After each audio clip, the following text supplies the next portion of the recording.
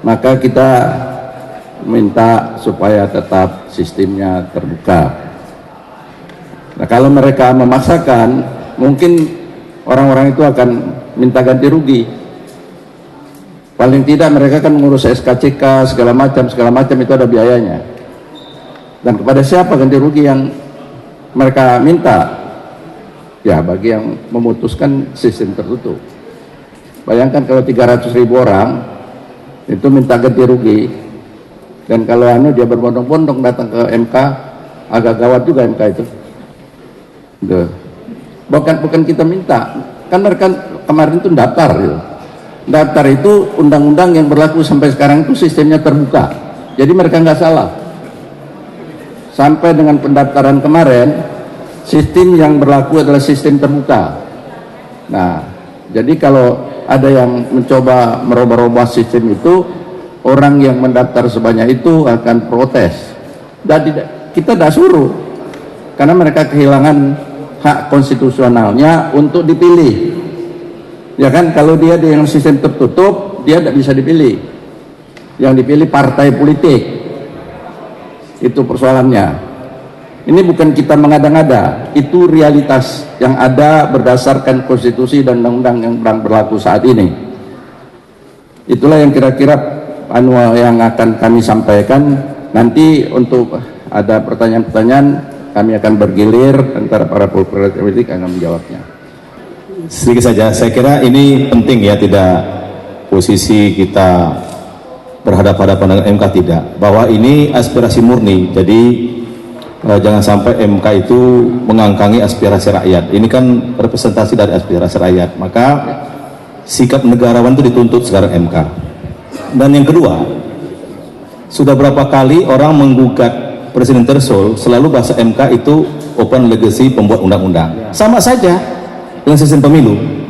Jadi kalau sampai MK memutuskan hal yang berbeda dengan putusan tahun 2018, artinya MK sepertinya main dua kaki. Di Presiden Threshold mereka mengatakan open legal policy pembuat undang-undang, karena itu menyangkut Presiden Threshold. Di sistem pemilu kenapa itu sepertinya mau diacak-acak gitu. Saya kira, tapi kami berkeyakinan MK akan tetap komitmen dengan putusan tahun 2018, tetap proporsional terbuka. Sedikit saya tambahkan bahwa kita semua punya komitmen atas terselenggaranya pemilu tepat waktu 2024, ya, tidak ada penundaan. Nah, semua prosedur pencalekan dan pembinaan yang dilakukan semua partai politik itu mengacu kepada orientasi proporsional terbuka. Seperti Partai Gerindra terdiri dari banyak sekali unsur, ada prajurit, purnawirawan, ada petani, ada aktivis seperti Habibur Rahman ini, ya kan, ada nelayan. Semua ingin kader-kadernya ditempatkan di daftar caleg dan bersaing secara fair, punya kesempatan yang sama. Nah, kalau dibikin sistem proporsional tertutup, maka akan ada permasalahan yang amat besar soal memilih siapa yang akan mendapat nomor urut 1. Nah, itu jadi kalau dipaksakan perubahan orientasi dari terbuka menjadi tertutup, semua partai punya masalah yang sama, bukan hanya di DPR RI, tapi di DPRD provinsi, kota, dan kabupaten. Itu masalah yang sangat besar. Bisa-bisa banyak sekali orang yang mundur sebagai caleg, sehingga tahapan pemilu bisa terancam. Yang kita inginkan komitmenkan untuk terselenggara tepat waktu bisa terancam, bisa terganggu, dan jangan sampai tertunda, gitu kan, kalau dipaksakan menjadi proporsional tertutup. Karena itu kita sangat berharap ini sudah sangat clear, sudah sangat jelas, ya, aspirasi masyarakat baik secara formal diwakili oleh kami di sini 8 fraksi, maupun teman-teman pantau di media sosial maupun media massa, mahasiswa, petani, buruh, semua menyatakan ingin proporsional terbuka, ya, tidak proporsional tertutup. Saya pikir, ya, apapun yang disampaikan Pak Denny Indrayana kemarin, apakah itu benar-benar informasi yang bocor ataukah memang belum ada keputusan, yang kita khawatirkan bukan itu. Yang kita khawatirkan jangan sampai ini proporsional tertutup. Mungkin itu dari saya. Terima kasih. Saya pikir komitmen kita sama, tidak hanya fraksi Partai Demokrat, seluruh fraksi di parlemen hari ini mengingatkan kepada hakim-hakim MK yang mulia dan terhormat agar mereka dapat memutuskan yang terbaik untuk bangsanya. Yang bisa mengganti undang-undang per hari ini seperti yang diamanatkan undang-undang juga salah satunya ya parlemen dan pemerintah. Open legal policy yang juga telah disampaikan oleh kawan-kawan juga merupakan satu keniscayaan sehingga tidak bisa diciptakan norma baru yang kemudian dapat membuat kegaduhan lanjutan yang juga berimplikasi kepada proses teknis lapangan dan juga teknis persiapan pemilu yang juga bisa dirasakan kesulitan oleh partai politik lainnya. Diskusi ini adalah diskusi sudah hampir 4 bulan dan kami mendorong mengingatkan kepada hakim-hakim MK agar tetap konsekuen dan melihat time frame waktunya agar kita fokus untuk bagaimana ke depan bisa menyelenggarakan perhelatan demokrasi yang beretika, yang jurdil, transparan kepada seluruh masyarakat ini berjalan dengan sebaik-baiknya. Tentu rumor atau diskusi ini jangan dikesampingkan karena kalau tidak kami ingatkan terus-menerus, testimoni dari Profesor Denny itu adalah pengingat supaya kita tidak tertidur di saat kita semua sedang berupaya berkompetisi secara sehat, berkawan, karena beda pandangan di parlemen ini sudah sangat biasa. Saya pikir kami Partai Demokrat, fraksi Partai Demokrat sebagai oposisi yang juga sangat kritis, tetapi kita juga ingin mendukung cara-cara proses demokrasi perundang-undangan yang sesuai dengan norma yang berlaku. Demikian yang bisa saya sampaikan. Sekali lagi fraksi Partai Demokrat dengan tegas mengatakan kami mendukung sistem proporsional terbuka. Kita tidak ingin mendapatkan calon-calon anggota DPR RI seperti memberi kucing dalam karung, karena saya yakin wajah-wajah di depan kita ini wajah-wajah yang layak untuk dipilih, yang juga diperkenalkan untuk melanjutkan perjuangan kita di masa yang akan datang. Sekian. Sampai lagi. Nah. Ya, terima kasih. Saya dari fraksi Partai Nasdem. Saya kira apa yang disampaikan teman-teman kami sangat setuju. Satu saja yang ingin kami sampaikan bahwa Presiden kami minta beliau sendiri sampaikan bahwa beliau harus ikut cawe-cawe untuk menjaga kelanjutan pembangunan dan stabilitas negara dalam rangka pemilihan umum kita 2024. Maka saya minta supaya bukan cuma MK yang kami minta, tapi kami minta juga Presiden juga harus bisa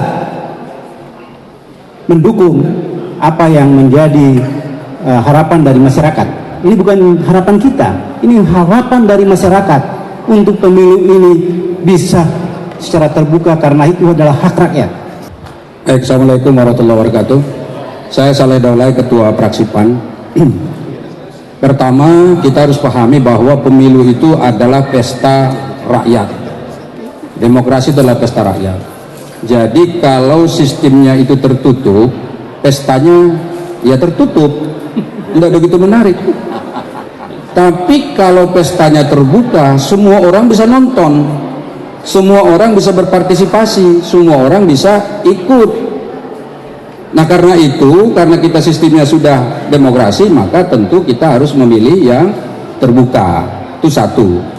Yang kedua, dulu MK sudah pernah memutus bahwa sistem kita terbuka. Ya, tahun 2018. Diingat nih, semua harus ingat nih. 2008. Maaf ya. 2008, maaf. Ya. Sudah pernah diputus terbuka. Katanya kan putusan MK itu final dan mengikat. Mestinya kan sudah final itu. Kalaupun ada orang uji lagi ya nggak layak ujian lagi, kan udah lulus kemarin.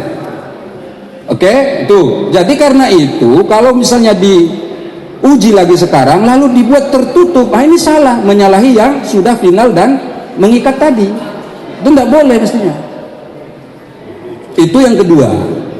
Yang ketiga, kalau sekarang terbuka ini kan sah, sudah 3 kali pemilu nih. 3 kali pemilu kita terbuka. Kalau sekarang ini semua sah, ini dipilih dengan terbuka nih, semua sah secara konstitusional, tidak ada di sini yang tidak terpilih dengan tidak benar, semua sah. Lalu nanti diputus misalnya, andai kata ya, diputus dengan tertutup, Maka bagaimana status kami yang sudah duduk 2 kali 3 kali ini di sini DPR? Apakah ini tidak sah? Karena kami pakainya sistem terbuka, ya kan? Mestinya kalau sudah yang ini terbuka ini sudah sah, mestinya yang akan datang tetap terbuka juga supaya hasilnya sah.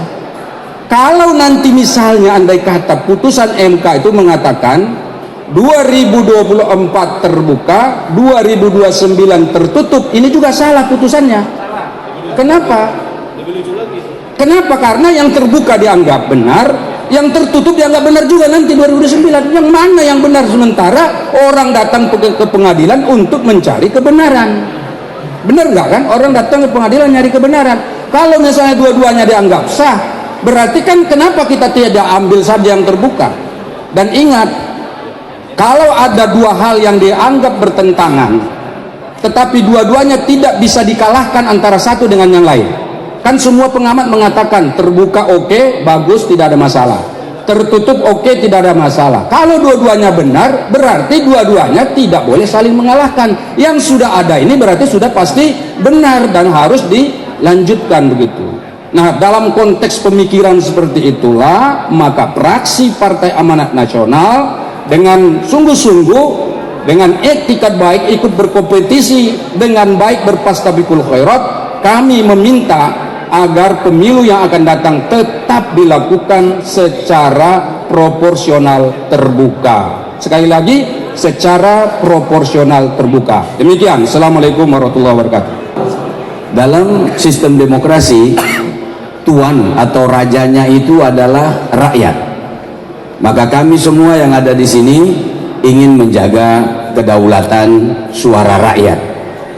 Meskipun kami adalah pengurus partai politik di DPP, kami tidak ingin ada oligarki partai, tapi lebih kepada suara atau orang yang terpilih duduk di DPR ini yang merupakan pilihan rakyat, bukan pilihan partai politik.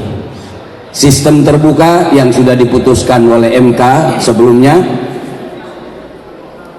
membuka ruang kompetisi yang sehat dan bergairah, sehingga demokrasi kita akan terus bergairah. Saya kira itu tambahan dari fraksi PKS. Selanjutnya dari fraksi PKB. Terima kasih. Fraksi PKB sepakat dengan teman-teman yang lain konsisten tetap mengharapkan MK untuk memutuskan dengan objektif dan jernih sistem pemilu proporsional terbuka. Dan konferensi pers kita hari ini yang kedua sudah melanjutkan konferensi pers kita pertama. Kita solid 8 fraksi karena partai sebagai pilar demokrasi, kita menjaga supaya demokrasi kita tidak mundur, karena kalau sistem proporsional tertutup demokrasi kita mengalami kemunduran. Dan MK seakan-akan menutup semua pendapat publik. MK melawan arus publik, sehingga kita harus konsolidasi terus fraksi-fraksi ini, dan PKB konsisten bahwa sistem proporsional terbuka adalah yang terbaik sampai hari ini. Oleh karena itu terus kita jaga dan kita terus kawal sampai tanggal 7 menuju keputusan. Itu saja mungkin tambahan dari fraksi PKB. Terima kasih. Lanjut, saya kira tadi sudah banyak disampaikan teman-teman terkait dengan kenapa kami tetap memilih proporsional terbuka. Saya cuma menambahkan saja bahwa kondisi proses pemilu kita yang lamanya 20 bulan ini sekarang sudah berlangsung 11 bulan setengah. Artinya tinggal 8 bulan setengah proses untuk menuju proses pemilu yang harian. Nah, kalau kita hitung-hitung, kalau misalnya terjadi perubahan sistem, bukan cuma 2 pasal yang dituntut ini, akan berpengaruh terhadap 20 pasal lainnya. Coba bayangkan kalau misalnya karena 2 pasal ini kemudian berubah, berpengaruh terhadap 20 pasal yang lainnya, maka pemilu kemungkinan akan mulai ke titik nol dulu. Artinya pertama dari sisi anggaran, yang kedua pasti tidak bisa kita mengejar waktu yang diatur oleh diamanatkan oleh undang-undang bahwa pemilu itu 5 tahun sekali, karena pasti tidak akan terkejar. Ini salah satu pertimbangan kita, sehingga kita meminta apa yang sudah diputuskan oleh MK pada tahun 2008 itu tidak akan berubah lagi, karena memang putusan MK itu selalu final dan mengikat. Artinya tidak boleh lagi ada putusan yang berbeda setelah diputuskan oleh MK, dan kami yakin MK tidak akan mengambil keputusan yang berbeda dengan apa yang sudah diputuskan. Itu saja. Makasih. Assalamualaikum warahmatullahi wabarakatuh. Oke, saya kira ya cukup ya, cukup. Sudah jelas, sudah gamblang. Ada mau tambah silakan. Ya, jadi kita tidak akan saling memamerkan kekuasaan. Ya, cuma kita juga akan mengingatkan bahwa kami ini legislatif juga punya kewenangan. Apabila memang MK berkeras dan memilih, kami juga akan menggunakan kewenangan kami. Ya, begitu juga dalam konteks budgeting. Ya, kita juga ada kewenangan. Gini deh.